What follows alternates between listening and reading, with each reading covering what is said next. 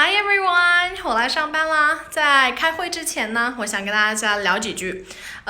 昨天我收到一个粉丝的来信，他说，他刚毕业，还没有找到一个很好的工作，因为疫情原因，他一直在家里面。但是他想考研，离开家乡出去看看。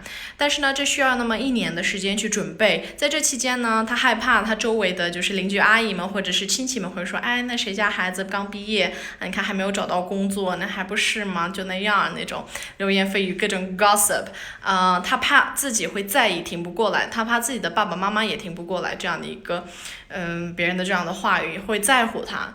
但是我已经建议他去，继续为自己的梦想加油不要去在意他们的话。那我在这里给大家送上一句话，那大家可以在留言区里面可以写下来，然后并且把它像昨天的那样翻译出来，好吗？Just keep moving forward.